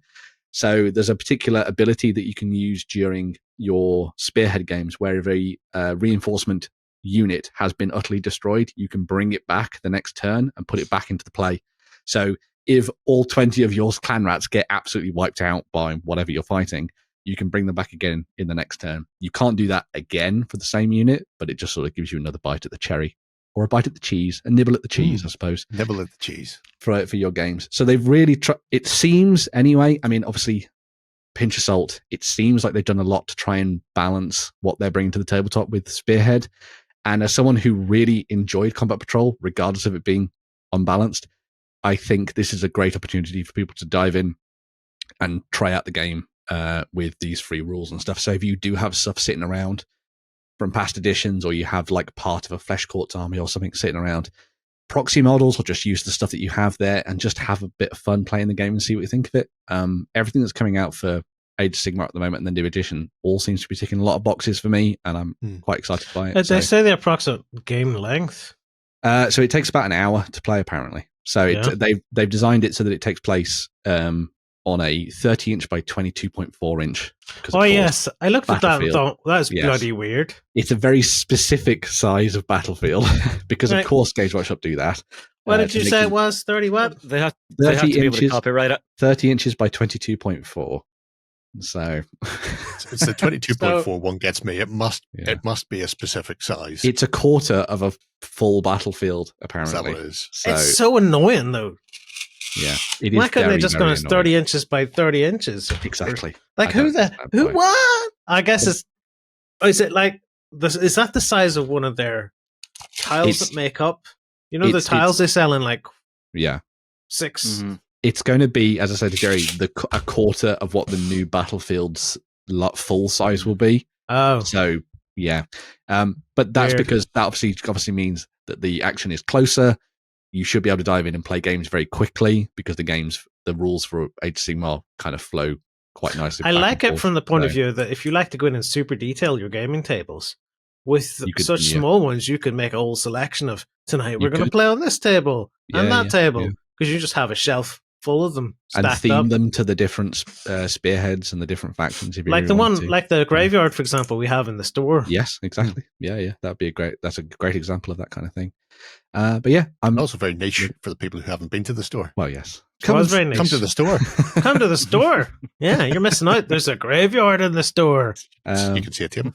They have also talked about, just quickly before we move on, they have explained what's going to be in the launch box for the game. So similar to Leviathan for 10th edition 40k, there will be 2 Spearhead forces in the box alongside terrain, all of the rules you need to play the game, including card packs and things that you need for playing Spearhead and stuff like that, as well as the core rules for playing the full game as well, once you go beyond that. I assume it's going to go down pretty well. We will have pre-orders, no doubt, on store.ontabletop.com, so make sure to come and check it out. I think Tom's already reserved one for me, maybe.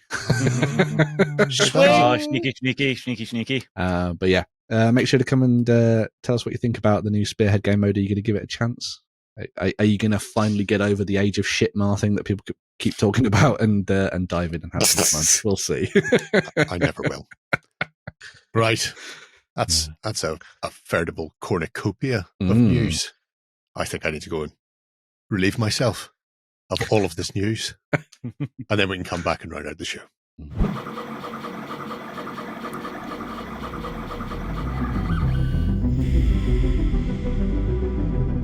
Okay, we're back and we're ready to take a look at some 3D printing. Ooh. We've already taken a look at quite a lot of 3D printing today. That's true. Yeah. Get some more. But it's stuff that other people will 3D print for you, Jerry. Yes, that's true. Better, Yeah. the best kind of Yeah. 3D printing, the one where I don't have to do any work at all. Is that what you're telling me? Except for pay cold hard cash money. Yeah. That's, you have to do that anyway. So this one comes from the fantastic folks at Printable Scenery, who have been doing amazing stuff for the last couple of years, especially doing some really nice stuff with Johnny Fraser Allen when they brought the Hagglethorn Hollow stuff to the tabletop, which was gorgeous. But this is an expansion, again, effectively of a fantasy range with their Cities of Ramshackle and Ruin. This is all 3D printable stuff, so you get the STL files for you to print off at home. It's been designed for FDM 3D printers of 200 millimeters by 200 millimeters build plates. However, they also offer cut down versions of these on 120 by 120 millimeter wide plates, if you like. Technical specifications.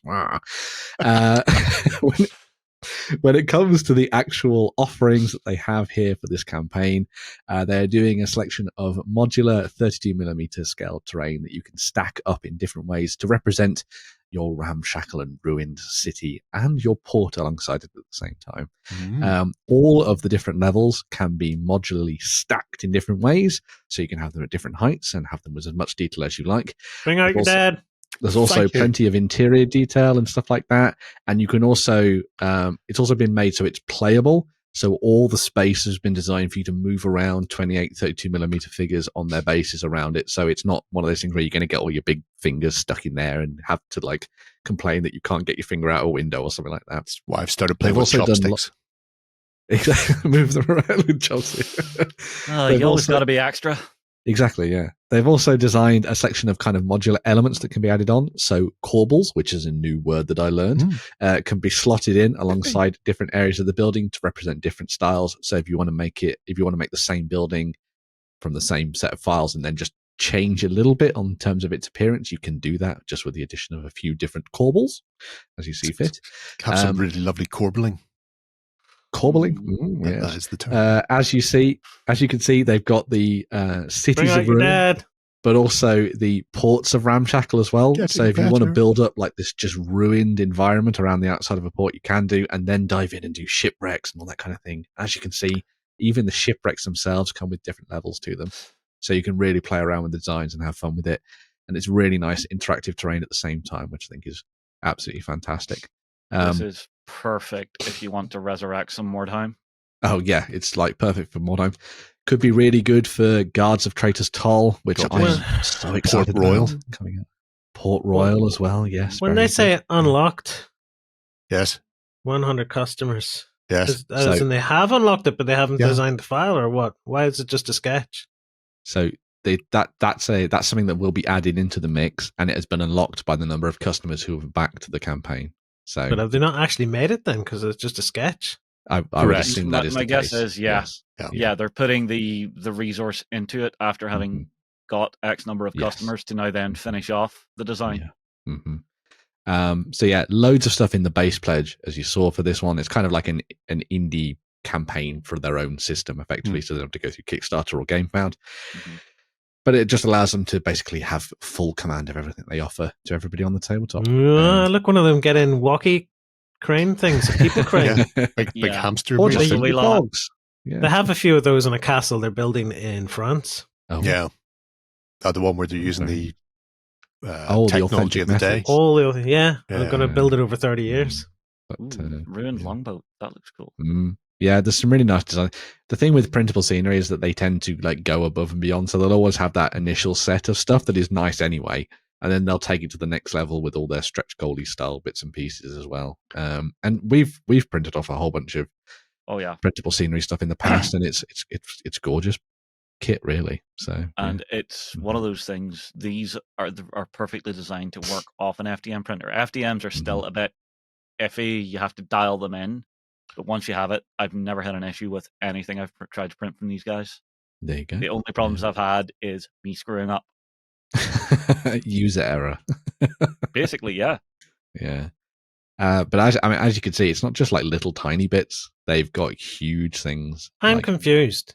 Yes. Why What are are you we buying confused? here? This is not pre-printed, their stuff. No, it's you STL. print No, it. STL. It's STL files. That's kind of what we do in this section of the show, Lloyd. I just wondered, because I thought you talked about stuff being printed. I was like, what? No, it's not. I talked about how it could be printed because they've described the process of what you need and stuff. Because I They was have a just thinking, merchant's You don't pledge. have to. You could just fill up a hard drive with STLs and just look at them every day, spin them around. Imagine. because I was just Jerry thinking, does. thinking this stuff might be cool for what that we just looked at from the Warhammer. yeah, Age yeah. of Sigmar. But then I easily. was thinking their bases are a little bit big, so you might need to scale it all up a bit to be able to fit your minis in around. Well, it is 32mm terrain, so like regular humans are Oh, going to this be. is already 32 mil. This is all Yeah, 32 and they Oh, look, do a there it little is, free right file there. with different scales of people. So if you do want to scale it up and down, Yeah, you can actually just load that in and scale it till it looks right with the little dude Exactly. that they give you for free. yeah. Bring out your dad. I feel Yes, I know you're Is- obsessed with is the corpse there- tiles. Is Yeah. there a merchant pledge on this? I'm not entirely sure actually on the merchant side of things. Oh, you want to have a look down the but- pledges? Yeah, Yeah, because I'm very curious. Because if you're like Jerry and you want to lay your hands on this, but you don't want to be printing, a merchant pledge would be something really, really nice. It's not I don't want to be I printing. don't see I anything. just refuse to No, print. unfortunate. There's a difference. yeah. But yeah, looks gorgeous, as I think you'll agree. hmm Very nice Yeah. stuff. I like the shark. Where's the Yeah. shark go? So the shark The shark hanging beak off hung up the outside the. With which I Yeah. can't find now. oh no, it's more towards the end when you've got the boot being booty. Is Yeah. it? There he is. You Just can see it in the lurking. background there. Yeah. Yeah, Yeah. yeah. But the fact All that right, here we go. Look at that. Oh, that is very cool. Yeah. Clearly, actually still alive or animated by undead magic, and will bite you if you go near it. Oh, So somebody Well, fetch no, me a clearly shark it's just exorcist. it's a mimic. nah, it's not alive, Ben. Because sharks seem to keep moving to stay alive. That and they Maybe die it's if a they swim fountain. backwards. it's a fantasy shark. It can be alive as much as it likes. Oh, You can add dear as me. many gills to a fantasy shark as you want. It ain't gonna live when it's not moving. Have you do you want- played Age of do you want the Sigmar? bad It could be an news, aether Lloyd? shark. What? That's an urban myth. That's not true. What? Sharks don't have to keep moving. Well, Oh. how do they sleep, Lloyd? I Do didn't they know just sharks. keep swimming forward when they're unconscious? I thought they just did the things dolphins do and turn off half their brain. For example, if you make a dolphin unconscious, Mm. it'll suffocate.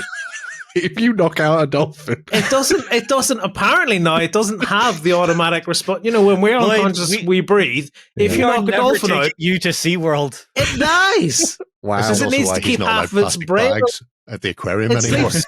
One side of its brain sleeps and then the other because Whoa. it needs to be there going, breathe. I get breathe. the feeling. Have you ever Breathe. seen a sign, Ben, and wondered who was the person that was responsible for this sign to be made? Lloyd. It was Lloyd. Do not punch the dolphin. Do Do not not- suffocate dolphins. Do Do not not wrap their feed them sleeping blowholes in pills. cling film. Leave the dolphins alone. Oh, poor Flipper. Yeah. You could see now why he cries all the time like Flipper. So, if you're interested in picking up the cities of Ramshackle and Ruin, there's I've worked it out. 11 I've days worked left. it out. I've worked out why dolphins don't automatically breathe. Because if you're under the water and your body just went, take a breath, and you're under the water, your brain's going, no, don't take a breath. I'm under the water. That's why it actively has to say, breathe, breathe. The more you know. Yeah. Wow. It's like It's like an having- episode of QI. Yeah, so it's got like having a marine breathing biologist with breathing you. neurons in the other side. If it takes a knock to the head and one side forgets, then it dies. What side did you hit with a hammer to find this out, Lloyd? Gee whiz. Back to the important stuff. How many days did you say was left? 11 days Uh, left. 11 days left. Yeah. There you So go. we got 12 here, 11 by the time you see it. By the time Yeah. people see this, Definitely it'll be worth a 11 look. days. Yeah. Mhm. I mean, Very good stuff. obviously it will all be available post their little campaign anyway. Oh, So I- if you don't, I want it all. I if want you it don't all get right it now. now, you can always come back to it later. But if you do, there's some big chunky discounts on them for getting involved in it. Yeah, right good now, savings, and you can help make even more for everybody. Mhm. anyway. Yeah, like Very Raptor's hammer. Right. We have technically another crowdfunder to round out the show Mm. Yeah. with the adventures of Conan. We're going to go Yeah. all back in time to Chimeria. Go full Hyperborean on everybody's ass. So this is a new 2 to 4 player board game, board/dice game, from the folks at Gale Force 9, set in the world of Conan.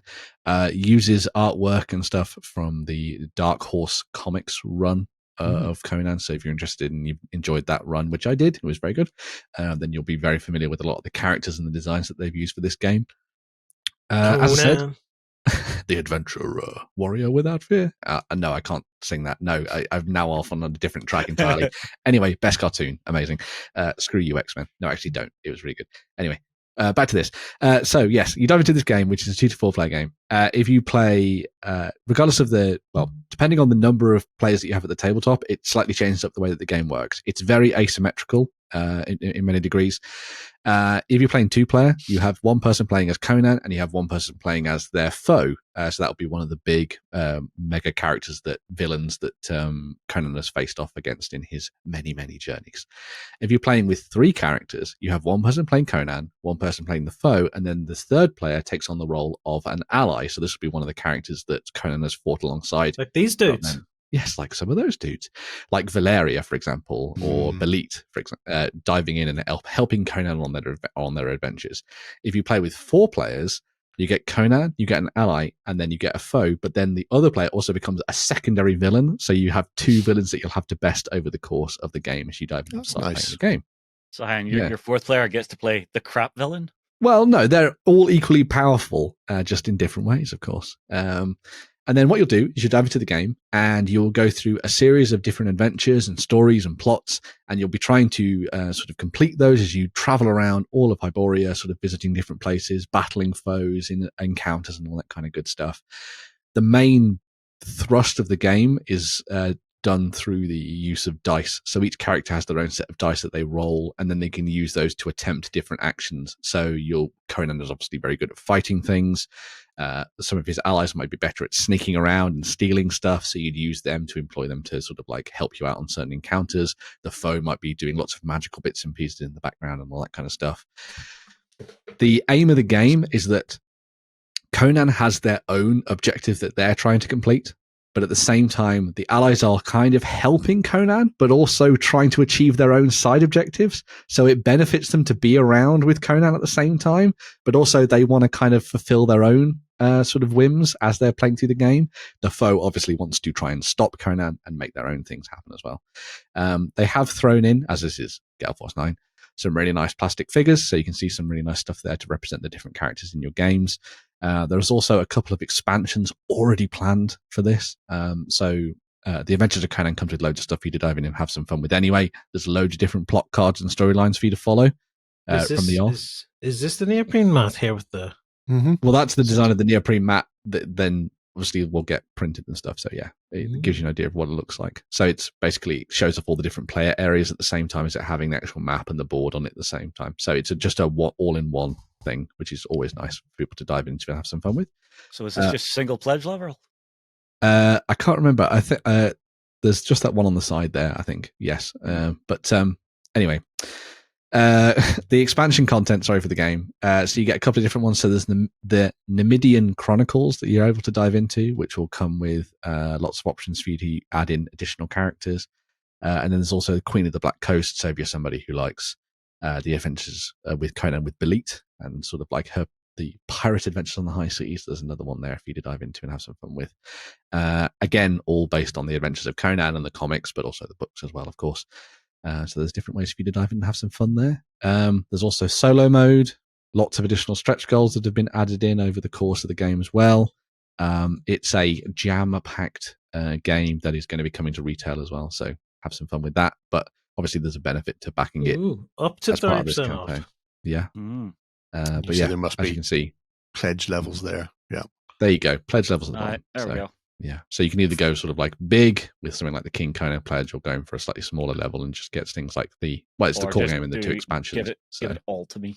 What's in the video? Is there a video? Let's see what's in the video. Sort of takes you through the sort of premise of the game. There's also a full gameplay roundup by Becca Scott. So if you want to learn a little bit more about the rules and a bit more in depth, you can go and check that out and see what you think of it.